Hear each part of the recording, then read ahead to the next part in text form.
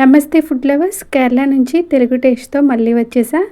ఇవాళ నోరూరిపోయే special spicy ఎండి నెత్తళ్ళతో egg curry ఎలా చేయాలో చూద్దాము. చిన్న నెత్తళ్ళతో పెద్ద టేస్ట్ ఎలా ఉంటుందో చూపిస్తా. ఈ కర్రీ స్మెల్ చూస్తే ఎవరైనా సరే అన్నం రెడీ చేసుకోవాల్సిందే. వీడియోలోకి వెళ్ళే ముందు వీడియోకి లైక్ చేసి సబ్స్క్రైబ్ చేసుకోండి. ఇంకా లేట్ లేకుండా వీడియోలోకి వెళ్ళిపోదాం.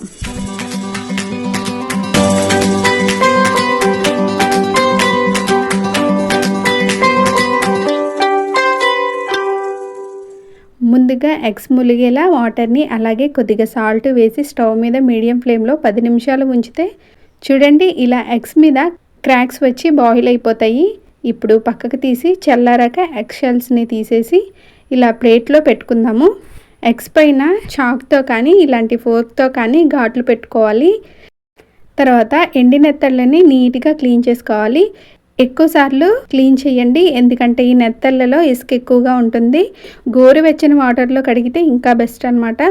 ఇప్పుడు ఒక నిమ్మకాయ సైజు చింతపండుని తీసుకొని వాటర్లో నాననివ్వండి. తర్వాత స్టవ్ మీద ప్యాన్ని పెట్టి 3-4 టేబుల్ స్పూన్ ఆయిల్ వేయండి. అలాగే 1/2 టీ స్పూన్ పసుపు, 1/2 టీ స్పూన్ కారం, ఘాట్లు పెట్టుకున్న ఎగ్స్ వేసి లో ఫ్లేమ్లో కలుపుతూ ఫ్రై చేసుకోవాలి. కారం వేసాం కాబట్టి హై ఫ్లేమ్లో పెట్టుకుంటే మాడిపోతాయి. ఇలా ఫ్రై అయిన ఎగ్స్ని ప్లేట్లో తీసి క్లీన్ చేసిన ఎండి నెత్తల్ని కూడా వేసి లో ఫ్లేమ్లోనే ఇలా లైట్ గోల్డెన్ కలర్ వచ్చేలా వేపి పక్కకు తీసేసుకుందాము. తర్వాత ఇదే ఆయిల్లోకి 1/2 టీ స్పూన్ సోపు జీలకర్ర, 1/2 టీ స్పూన్ జీలకర్ర, ఒక బిర్యానీ ఆకు, చెక్క, 2-3 లవంగాలు వేసి 2 నిమిషాలు వేపి దాంట్లోకి ఆనియన్స్ అలాగే పచ్చిమిర్చి వేసుకోండి. ఆనియన్స్ని కొంచెం పెద్ద ముక్కల్లా కట్ చేస్తేనే ఈ ఎండి నెత్తళ్ళు ఎగ్ కర్రీకి బాగుంటుంది. నాకు ఇక్కడ ఆయిల్ సరిపోయింది కాబట్టి ఆయిల్ వేసుకోలేదండి. మీకు ఆయిల్ పడుతుంది అనుకుంటే ఆయిల్ వేసుకోండి.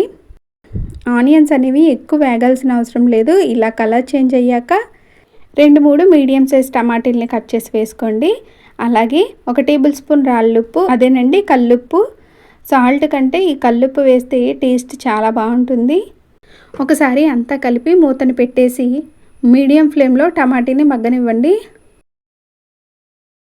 5 నిమిషాల తర్వాత చూస్తే చూడండి టమాటీ అనేది మగ్గిపోయింది కదా.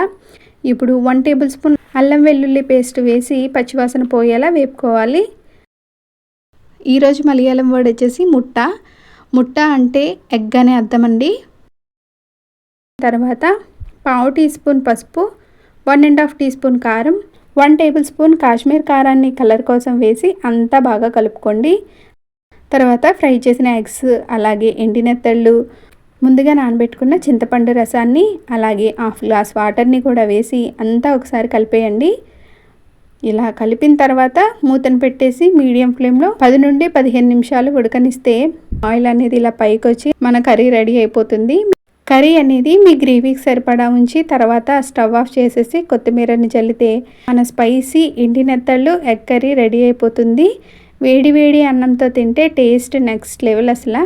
మీకు ఈ ఫుల్ రెసిపీ నచ్చితే కనుక కామెంట్ చేసేయండి. అలాగే వీడియో లైక్ చేసి సబ్స్క్రైబ్ చేసుకోండి. ఇలాంటి మరెన్నో ఇంట్రెస్టింగ్ రెసిపీస్తో మీ ముందుకు వస్తాను. Thank you for watching.